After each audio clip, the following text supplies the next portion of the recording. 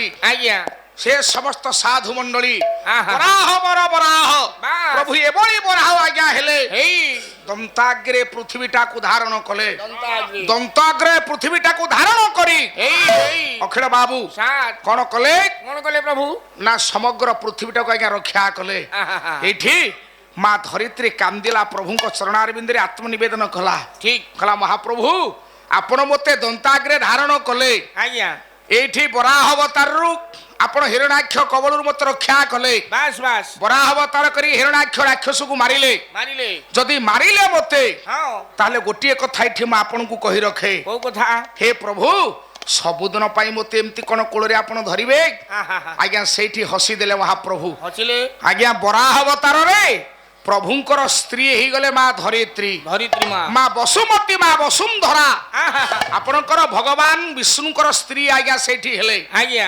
तांकरी औरसरे आज्ञा भगवान नारायणकर औरसरे बास माँ पृथ्वी हेले गर्भवती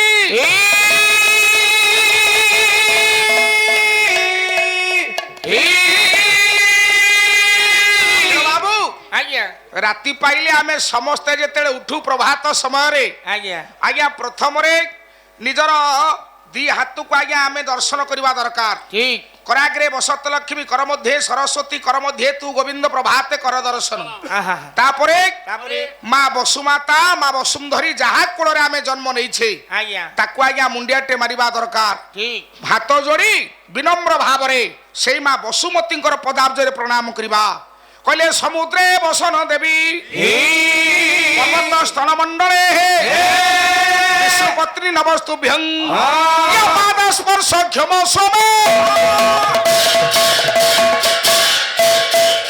हाथ जोड़ी की तापरे प्रभु को आमे माँ धरित्री के आज्ञा मुंडिया मारिबा आज्ञा कहीं कौन भाई ना विष्णुपत्नी नमस्तुभ्यं आहा भगवान विष्णुकर से होउछन्ती आज्ञा पत्नी पत्नी तेणु समुद्रे बसन देवी ए माँ विशाल सप्त समुद्र जहांकर बसन स्वरूप आज्ञा से सात समुद्र जहांकर बसन स्वरूप आज्ञा समुद्र बसन देवी पर्वत स्तन मंडले विशाल हिमालय विंध्य ये जेते सब पर्वत माला अछंती अछंती। ये सब होची तुमर स्तन समूह आहा। अखिल बाबू आज्ञा तेणु विष्णुपत्नी नमस्तुभ्यं पाद स्पर्श क्षम सुमे ए माँ विष्णुपत्नी तो परे पाद दबा पूर्वरु मु तोते बारंबार प्रणाम करुछि मुंडिया मारुछि आहा ज्ञानेन्द्र पुंगव आज्ञा तेणु सेठी बराह अवतार रे भगवान विष्णु कौर सरु माँ पृथ्वी हेले गर्भवती बास बाबूरे आज्ञा किए से जन्म होइथिला से पिलाटा किए की जन्म हैला आज्ञा से पुओ किए मु जानी नहीं अखिल बाबू सात मन दे के सुनु से पिला किए आहा से पिला आज्ञा सत्य जुगरे से पिला जन्म ही पारला नहीं देख रे लक्ष लक्ष वर्ष मातृगर्भरे से पिला रहिला आज्ञा हजार हजार वर्ष लक्ष लक्ष वर्ष बास माँ गर्भरे आज्ञा से पिला रहिला आज्ञा से पिला सत्य जुगरे जन्म ही पारला नहीं तापरे आसिला जुग त्रेतया जुग त्रेतया जुगरे त्रेतया जुगरे तथापि से पिला आज्ञा जन्म ही पारला नहीं तीनटा जुग पळेला सत्य जुगर परमायु 17 लक्ष 28,000 वर्ष आज्ञा आज्ञा से पिला सेतिकिरे जन्म हेलानी नहीं नहीं त्रेतया जुगर परमायु हेगला 12 लक्ष 96,000 वर्ष आज्ञा बापा तथापि से पिला जन्म ही पारला नहीं देख रे तापरे द्वापर जुग आसिला आज्ञा द्वापर जुगर परमायु होची 8 लक्ष 64,000 वर्ष बास ये बास द्वापर जुगर प्राय शेषार्धरे आज्ञा आज्ञा से पिला भूमिष्ठ हेला पुराण आम पुराण जहांकर नाम कहते आज्ञा नरकासुर नरकासुर से पुओ होची बापा होउछंती भगवान विष्णु वराह अवतार हैला माँ होउछंती धरित्री हैला से पिलार नाम आज्ञा देले नरकासुर पोरे आज्ञा निजे द्वापर जुगरे कृष्णावतार रे हेला। निज पुओ को निजे आज्ञा मारिथिले रुक्मिणी मना करिसंती आज्ञा बार बार रुक्मिणी मना कले कले प्रभु प्रभु। ये तो तुम पुओ तुमे ताऊ केमती मारिबा को जाउछ ताऊ छाड़ी दियो, छाड़ी आज्ञा दियो। बराहवती कृष्णावतार रे आज्ञा प्रभु आज्ञा मारिथिले नरकासुर को ठीक ठीक नहीं बाबू रे आज्ञा ये तीनटा अवतार पळेई गला बास चतुर्थ अवतार सारे होचे नृसिंह अवतार नरसिंह अवतार नृसिंह अवतार रे आज्ञा कोन कले प्रभु कौन कले प्रभुंकर जेते अवतार हेची राक्षस मानु केवल संथ मानु को पालन करिबा पई ठीक सेथि पई जगन्नाथ दास भागवत रे कोन कहिले कौन कहले कले तुनाथ परम दयालु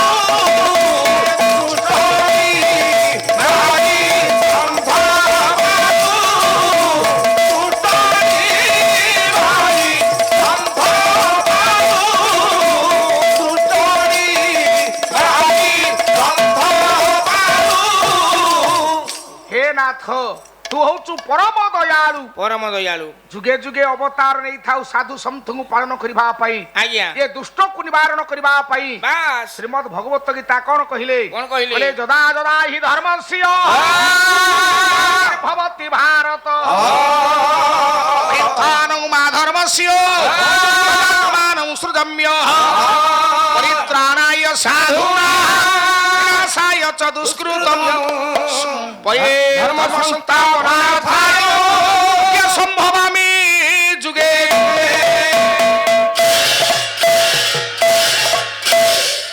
प्रभु ये धर्म संस्थापना करबा पई धर्म संस्थापना करबा अर्थे साधु संतों को पालन करबा अर्थे जुगे जुगे हे महाबाहु हे बलियार भुज तुम्हें धरित्री जन्म ग्रहण करि थाओ जेतेले बराह अवतार पड़ी जाइछि आज्ञा कका टिके सोई पड़ना रुटी डालमा खाई के सुनो तमे अवतार मानकर कथा कहूथिलो प्रभु को दशविध चरित्र वर्णना करूथिलो ये दशविध चरित्र कथा टिके मन देई कि सुनो अखिल बाबू प्रभु को आसीगला नरसिंह अवतार एठी गोटिए पद प्रथम अक्षर कोन कि प्रथम अक्षर होची क शेष अक्षर होची क्ष तेणु गोटे पद मु गाउछि आज्ञा आरंभ होथबो करे ये सरुथिबो क्षरे ओडिसार गायक केसरी पूज्यस्पद गुरुदेव पंडित स्वर्गीय उदयनाथ रथ शर्मा लिखिले गोटे छंद आद्य क प्रांते क्ष याकू कहम तो अखिल बाबू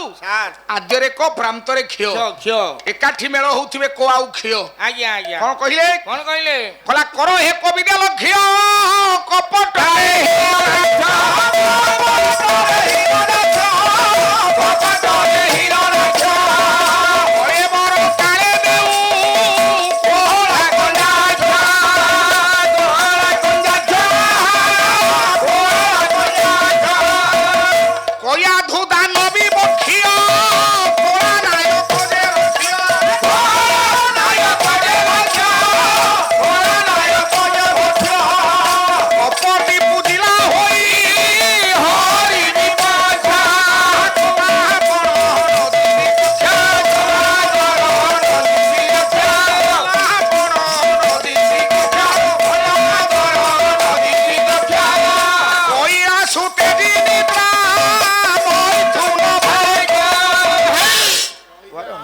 पद पद कर हे कविद लक्ष्य मास हे मोर समस्त कविद मंडली ज्ञानी मंडली आज्ञा आपण माने लक्ष्य करंतु मास कोन कोन ना कपटरे हिरणाक्ष बाबा कपट करी हिरणाक्ष कपटरे हिरणाक्ष आज्ञा कळे बर काळे देउ आज्ञा कळे बर कहले शरीर शरीर काळे देउ काळे कहिले जमरे जमरी सप्तमी एक वचन कळे बर काळे देउ आज्ञा कोळ कंजाक्ष कळे बर कहले शरीर को काळे कहले जमरे देले कि मारी देले बास काकु ना हिरणाक्ष बास हिरणाक्ष को जेतले मारी देले आज्ञा आज्ञा कळे बर काळे देउ कोळ कंजाक्ष आज्ञा कोळ कंजाक्ष किए ना भगवान विष्णु विष्णु जेतेले भगवान विष्णु बराह अवतार रे आज्ञा मारी देले हिरणाक्ष राक्षस को बास कळे बर काळे देउ कोळ कंजाक्ष आज्ञा कयाधु दानवी बक्ष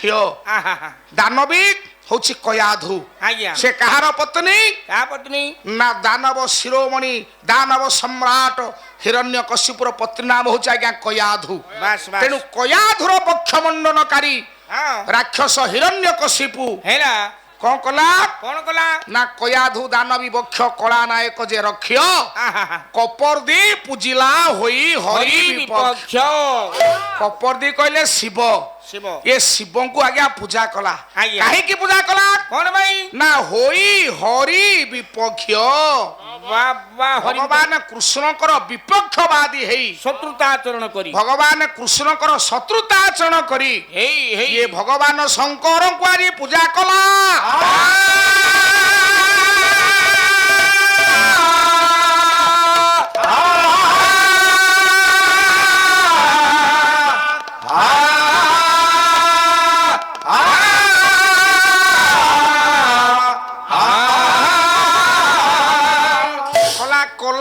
नजीवी कक्षीय आज्ञा तपस्या आरंभ कला कला प्रभु प्रभु कैलासु तेजी निद्रा मैथुन भक्षीय ବାସ୍ ଆହାର ନିଦ୍ରା ମୈଥୁନ ତ୍ୟାଗ କରି ସବୁ ତ୍ୟାଗ କଲା ଏ କୈଳାସ ପର୍ବତରେ ମହାପ୍ରଭୁ ଶଙ୍କରଙ୍କୁ ଆଜ୍ଞା ସେବା କଲା।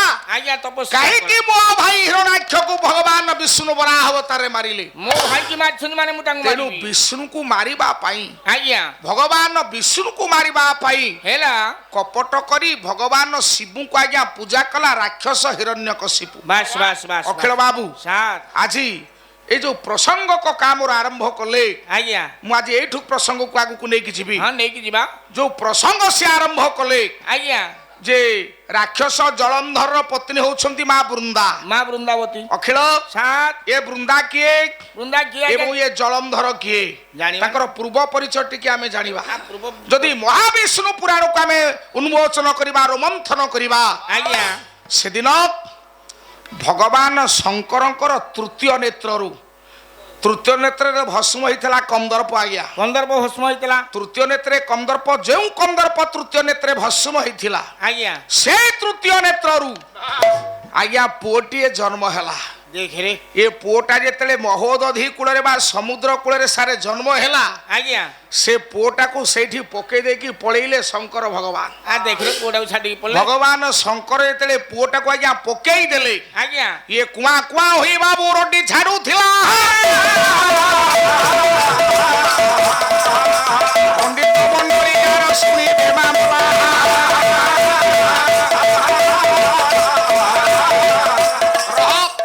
କୁଆଁ କୁଆଁ ହେଇ ସମୁଦ୍ର କୂଳରେ ଆଜ୍ଞା ପଡ଼ିକି ସେ ପିଲା ଆଜ୍ଞା ପଡିକି ରଡି ଛାଡୁଛି। କାନ୍ଦୁଛି ଆଉ ଯେତେବେଳେ ରଡି ଛାଡୁଛି ହଁ ଆଜ୍ଞା ସେଇ ବାଟ ଦେଇ ଆଜ୍ଞା ସମୁଦ୍ରର ମାଲିକ ବା ସମୁଦ୍ର ନିଜେ କେନା ହଉଛନ୍ତି ରାଜା ବରୁଣ। ବରୁଣ ବରୁଣ ବରୁଣ ରାଜା ଯାଇଥିଲେ। ଆଜ୍ଞା ଅଖିଳ ବାବୁ ସାର୍ ବରୁଣ ରାଜା ସଙ୍ଗେ ସଙ୍ଗେ ସେ ପିଲାଟା ଦେଖିଲେ ମହୋଦଧି କୂଳରେ ଆଜ୍ଞା ପଡିଛି। ପଡ଼ିକି କାନ୍ଦୁଛି ଆଉ କାଳ ବିଳମ୍ବ ନ କରି ମା ବାପା ମାନେ ଜ୍ଞାନୀ ମଣ୍ଡଳୀ ଆଜ୍ଞା ସେ ପିଲାଟାକୁ ଆଜ୍ଞା କୋଳେଇ ନେଲେ କି ଆପଣେଇ ନେଲେ। ବରୁଣ ରାଜା ପିଲାଟାକୁ ଆପଣେଇ ଯେତେବେଳେ ନେଲେ ଆଜ୍ଞା ନିଜେ ଜଳ ଧରିଥିଲେ ବୋଲି ଜଳ ହଉଛନ୍ତି ବରୁଣ ବରୁଣ ବରୁଣ କୋଳରେ ଧରିଥିଲେ ବୋଲି ଆଜ୍ଞା। ଇଏ ଜଳନ୍ଧର ବୋଲି ପରା ବାଛି ଦେଲେ ନାମ।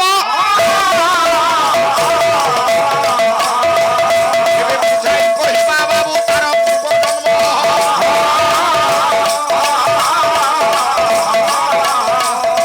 ବରୁଣ ମହାରାଜା ଧରିଲେ ଆଜ୍ଞା। ତେଣୁ କରି ତା ନାଁ ଦେଲେ ଜଳନ୍ଧର। ଜଳନ୍ଧର ସୁର ବାବୁ ତାର ପୂର୍ବଜନ୍ମ କଣ ଏମିତି ପୁରାଣ ସିନା ପଢିଥିଲେ ହେଇଥାନ୍ତା। ନ ପଢ଼ିଲେ କୁଆଡ଼େ ଅଖିଳ ବାବୁ ସାରେ ଗୋଲକରେ ପ୍ରଭୁଙ୍କର ରାସସ୍ଥଳୀ ହଁ ଗୋଲକରେ ଆଜ୍ଞା ଭଗବାନ ବିଷ୍ଣୁଙ୍କର ରାସସ୍ଥଳୀ। ଠିକ ଠିକ ସେ ହେଉଛନ୍ତି ଆପଣଙ୍କର ଆଦି ପୁରୁଷ। ସେ ହେଉଛନ୍ତି ପୁରାଣ ପୁରୁଷ। ଆଜ୍ଞା ଆଦି ପୁରୁଷ ବା ପୁରାଣ ପୁରୁଷ ଗୋଲକରେ ହେଉଛନ୍ତି ଭଗବାନ କୃଷ୍ଣ। କୃଷ୍ଣ ନାରାୟଣ ଆଦ୍ୟ ନାରୀ କିଏ? ଆଦ୍ୟ ନାରୀ କିଏ? ଆହ୍ଲାଦିନୀ ପରମା ବୈଷ୍ଣବୀ ହେଉଛନ୍ତି ମା ରାଧା। ରାଧାରାଣୀ ଆଜ୍ଞା ମା ରାଧା ହେଉଛନ୍ତି ଆଦି ନାରୀ ବା ପରମା ବୈଷ୍ଣବୀ। ଆଜ୍ଞା ଆଜ୍ଞା ଗୋଲକରେ ଆପଣ ମାନେ ଦେଖନ୍ତୁ 64,000 ଗୋପାଙ୍ଗନାକୁ ଧରି ମହାପ୍ରଭୁ ନୀତି ପ୍ରତି ରାସ କରୁଛନ୍ତି। 64,000 ମାମୁ ଗୋଟିଏ ଯୋଡ଼ି ନୁହେଁ 64,000 ଗୋପାଙ୍ଗନାକୁ ଧରି ଆଜ୍ଞା ଗୋଲକରେ ଆଜ୍ଞା ରାସ କରୁଛନ୍ତି ମହାପ୍ରଭୁ। ଆଜ୍ଞା ଅଖିଳ ସାରିଏ ତାପରେ ତାପରେ କଣ ହେଲା 32,000 ନାରୀଙ୍କୁ ନେଇ ସରଜୁ ନଦୀ କୂଳରେ ସେଦିନ ରାସ କଲେ ଭଗବାନ ରାମାବତାରରେ। ହେ ମା ଭଗବାନ ମୈଥିଳୀ ମା ଜାନକୀଙ୍କୁ ଧରି ହଁ 32,000 ନାରୀଙ୍କୁ ଧରି ଆଜ୍ଞା ରାସ କରିଥିଲେ ଯମୁନା ଆପଣଙ୍କର ସରଜୁ ନଦୀ କୂଳରେ। ଏଥିରେ କୂଳରେ ପୁଅ ଆଜ୍ଞା ଦେଖେ 64 ରୁ 32 କି ଆସିଲା। ଆଜ୍ଞା ତାପରେ ତାପରେ ସେଦିନ 32,000 ନାରୀଙ୍କ ପରେ ହଁ ଆଜ୍ଞା ଦ୍ୱାପର ଯୁଗରେ 16,000 ଗୋପାଙ୍ଗନା ଧରି ହଁ ଆପଣଙ୍କର ଲୀଳା କଲେ କିଏ ସେ ନା ଆପଣ ଭଗବାନ କୃଷ୍ଣାବତାରରେ ବୃନ୍ଦାବନରେ 16,000 ଗୋପାଙ୍ଗନାଙ୍କ ସହିତ। ଦେଖିରେ ଅଧିକ ଅଧିକ କମି ଯାଉଛି। ପ୍ରଥମେ ଥିଲା 64,000 ଗୋପାଙ୍ଗନା ଆପଣଙ୍କର ବୈକୁଣ୍ଠପୁରରେ ଗୋଲକରେ ଆଜ୍ଞା। ଆଜ୍ଞା ଆଜ୍ଞା 32,000 ଆସିଗଲେ ତ୍ରେତୟା ଯୁଗରେ ଯମୁନା ନଦୀ କୂଳରେ ପ୍ରଭୁ ରାସ କଲେ। ସରଜୁ କୂଳରେ ବାବୁରେ ସରଜୁ ନଦୀ କୂଳରେ ଆଜ୍ଞା ଯମୁନା ନଦୀ କୂଳରେ ବୃନ୍ଦାବନ ଧାମରେ ହଁ। 16,000 ଗୋପାଙ୍ଗନାଙ୍କ ସହିତ କ୍ରୀଡ଼ା କଲେ। ଏ ଭଗବାନ ବାବୁରେ କଳିଯୁଗରେ ଆଉ 8,000 ସେବାୟତ ଆଜ୍ଞା କଳିଯୁଗରେ ମହାପ୍ରଭୁ ଜଗନ୍ନାଥଙ୍କର ସେବା କରୁଛନ୍ତି। ଯେତେବେଳେ କୌଣସି ଏକ ଦ୍ୱାପର ଯୁଗରେ ହଁ ଇନ୍ ତ କେତେ ଦ୍ୱାପର ଯୁଗ ଗଲାଣି କେତେ ଗଲାଣି କେତେ ତ୍ରେତୟା ଗଲାଣି କେତେ କଳି ଗଲାଣି ଆଜ୍ଞା। ଆଜ୍ଞା ଆଜ୍ଞା ବର୍ତ୍ତମାନ 28 ମନନ୍ତରୀ ଚାଲିଛି। ଆହାହା। ଏ 28 ମନନ୍ତରୀରେ ଭଗବାନ ବ୍ୟାସ ହେଇଛନ୍ତି ବ୍ୟାସ କୃଷ୍ଣ ଦ୍ୱୈପାୟନ ହେଇଛନ୍ତି ବ୍ୟାସ ଆଜ୍ଞା ୟା ପରେ ଯେତେବେଳେ ଅନନ୍ତରିଷି ମନନ୍ତରି ଆସିବ ବାସ୍। ଆଉ ଗୋଟେ ସତ୍ୟଯୁଗ ହବ ପୁଣି ତ୍ରେତୟା ହବ ଦ୍ୱାପର ହବ କଳି ହବ ଆଜ୍ଞା ଆଜ୍ଞା ଆଉ ଏକ ମନନ୍ତରୀରେ ହଁ। ଆପଣ ମାନଙ୍କର ବ୍ୟାସ ହେବେ ଆଉ ଦ୍ରୋଣାଚାର୍ଯ୍ୟଙ୍କର ପୁଅ ଅଶ୍ୱତ୍ଥାମା ଏମିତି 28 ସତ୍ୟଯୁଗ 28 କଳିଯୁଗ ଆଜ୍ଞା ଗଲାଣି ଆଜ୍ଞା ଏ 28 ମନନ୍ତରୀ ଆଜ୍ଞା ଚାଲିଛନ୍ତି ବାସ୍ ବାସ୍ ଅଖିଳ ବାବୁ ସାତ ଆଦି ଦ୍ୱାପର ଯୁଗରେ ହେଲା ଆଜ୍ଞା ଏତେ ଭଲ ପାଇଗଲେ ଭକ୍ତ ସୁଦାମାଙ୍କୁ ଯାକି ଭାଷାରେ ଅବର୍ଣ୍ଣନୀୟ ଠିକ ଠିକ ଭାରି ଭଲ ପାଆନ୍ତି ଭଗବାନ କୃଷ୍ଣ ନିଜର ବାଲ୍ୟ ବନ୍ଧୁ ସୁଦାମାଙ୍କୁ ଆଜ୍ଞା ଆଜ୍ଞା ପରେ ଆଜ୍ଞା ସେଇ ଯୋଉ ବାଲ୍ୟ ବନ୍ଧୁ ସୁଦାମାଙ୍କର କଥା ସୁଦାମାଙ୍କର ଚରିତ୍ର ଯେତେ କହିଲେ ସୁଧା ଆଜ୍ଞା କମ ହବ ଆଜ୍ଞା। ହେ ବରେଣ୍ୟ କଥା ପିପାସୁ ଜ୍ଞାନୀ ବାପା ମାନ ତେଣୁ ସେଇ ସୁଦାମାଙ୍କୁ ନିଜେ ମହାପ୍ରଭୁ ଆଜ୍ଞା ଗୋଲକ ବୃନ୍ଦାବନ ଗୋଲକ ବୈକୁଣ୍ଠକୁ ନେଇକି ପଳେଇଲେ ଯେତେବେଳେ ସାଙ୍ଗରେ ଗୋଲକ ବୃନ୍ଦା ବୈକୁଣ୍ଠକୁ ନେଇକି ପଳେଇଲେ ଆଜ୍ଞା କେବଳ ସେତିକି ନୁହଁ ଆଉ ପରିଚାରିକା ଭାବରେ ମା ରାଧାରାଣୀଙ୍କର ଯେତେ ପରିଚାରିକା ଥିଲେ ହେଲା ये समस्त परिचारिका मानकु संगतर नहीं आज्ञा गोलक को पलाई गले मा राधाराणी ये गोलक को जेतले पळै जाइछंती ହେଲା कौनसी एक दिन रे कौनसी एक तिथि रे ବାସ୍ हे ज्ञानी बापा मान ଆଜ୍ଞା आज्ञा सेदिन भगवान कृषि राधमा राधाराणी नथिला बेले ଆଜ୍ଞା माँ बृंदा तपये चिंता कले भगवान कृष्ण को पाइबा पाई ଆଜ୍ଞା आज्ञा भगवान कृष्ण को प्रेम रे आपायित करबा पाई चेष्टा कले जेतेबेले चेष्टा कले ଆଜ୍ଞା आज्ञा सेठी भगवान कृष्ण जानिले ଜାଣି ପାରିଲେ ए माँ राधाराणी जानिले ଆଜ୍ଞା कले एते विश्वासघातिका तमे तुमको विश्वासर सहित आदि द्वापर जुगरे एते भलो पाई गली बोली हे वृंदा तुमको मु वैकुंठ गोलक वृंदावन को नहीं आसिली ଆଜ୍ଞା गोलक वृंदावन रे तुमे हुच मोर सहचरी ବାସ୍। तुमे हुच मोर प्रियदासी ହଁ ହଁ किंतु शास्त्रीय श्लोक वर्णना करंती କଣ कले मित्रद्रोह कृतघ्नस जो जो विश्वासघात काहा हे नरा नरकं जानती यदावत चंद्र दिवाकर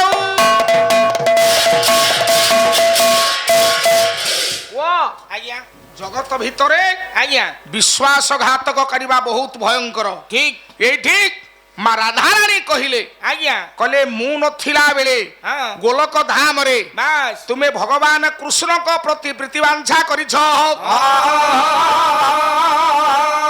हे वृंदा मु तुमको अभिशाप दउछि ଅଭିଶାପ मु तुमको अभिशाप दउछि तुमे मर्त्य धाम रे जाई जन्म हबो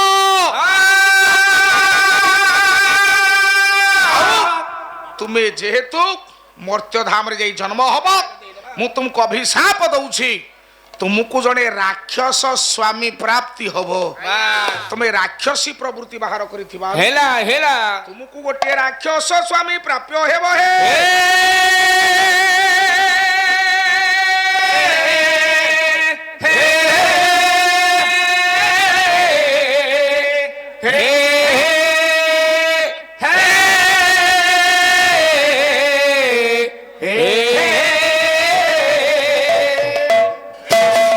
ଶୁଣୁ ତମର अखिल बाबू ଆଜ୍ଞା तेणु सेठी ହଁ गोलोक धाम रे वृंदा शाप्यग्रस्ता हेले ଠିକ तेणु से तो अभिशाप पाइले ଆଜ୍ଞା तमे गोटे राक्षस स्वामी प्राप्य हबो ବାସ୍ राधाराणी अभिशाप देले गोलोक रे ଆଜ୍ଞା आज्ञा सेई वृंदा जन्म हेले आपण मानकर द्वापर जुगरे ଦ୍ୱାପର ଯୁଗରେ ଜନ୍ମ ତାପରେ? ହେଲେ। ତାପରେ ये जलंधर किए ଜଳନ୍ଧର କିଏ ଜାଣିବା ना सेदिन भक्त सुदामा को प्रभु आज्ञा वैकुंठपुर को नहीं की गले जेतेले वैकुंठपुर को नहीं की जाइछंती सांगेरे ଆଜ୍ଞା अखिल बाबू ସାତ ये वैकुंठपुरे दिने ହଁ भगवान सेमती आज्ञा भगवान कृष्ण नथिला बेले ଆଜ୍ଞା गोलकर सुंदरी होउछंती परमा सुंदरी महाकाली महासरस्वती महालक्ष्मी प्रतीक होउछंती मां राधाराणी ରାଧାରାଣୀ राधाराणी को भलिया सुंदरी किए अछि ନାଇଁ ନାଇଁ तेणु सेदिन राधाराणी को सहित आज्ञा प्रीतिवांछा करिवार मन बळै देले ସୁଦାମା केना भक्त सुदामा ଏ ଭଗବାନ जेतेले राधाराणी को सहित प्रीतिवांछा करिवार प्रयास कले आज्ञा सेठी हाँ। भगवान कृष्ण जानिले ए कथा कहले जानिले। सखा हाँ। हे बाल्य बंधु ବାସ୍ तुमको एते स्नेह एते आदर करी ମୁଁ ଆଜି ନେଇକି ଆସିଥିଲି ଗୋଲକ ଧାମକୁ ବୃନ୍ଦାବନ ତୁମେ ଶେଷରେ ବୃନ୍ଦାବନରୁ ଗୋଲକ ଧାମ ଆସି ହଁ। ମୋ ପତ୍ନୀ ରାଧାଙ୍କ ସହିତ ତୁମେ ପ୍ରୀତିବାଞ୍ଛା କାହିଁ କଲ ବନ୍ଧୁ ମୁଁ ତୁମକୁ ଅଭିଶାପ ଦଉଛି ତୁମେ ମର୍ତ୍ତ୍ୟପୁରରେ ଏକ ରାକ୍ଷସ ଯୋନିରେ ଜନ୍ମ ହୁଅ ଠିକ ଅଭିଶାପ ପାଇଛନ୍ତି ସେ। ଆଜ୍ଞା ଅଭିଶାପ ପାଇଲେ ବୃନ୍ଦା ଆଜ୍ଞା। ଅଭିଶାପ ପାଇଲେ ଭକ୍ତ ସୁଦାମା ସୁଦାମା। ସେଇ ସୁଦାମା ଆପଣ ମାନଙ୍କର ହରିବଂଶ ପୁରାଣ କୁହନ୍ତି ପରବର୍ତ୍ତୀ ପର୍ଯ୍ୟାୟରେ ଜଳନ୍ଧର ରାକ୍ଷସ କି ଆଜ୍ଞା ଜନ୍ମ ହେଲେ ରେଷ୍ଟ ନେଇ ଆଉ ଆଉ ସେଦିନ କହିଥିଲେ କହିଲେ ତମର ମୁକ୍ତି କଥା ମୁଁ ବିଚାର କରିବି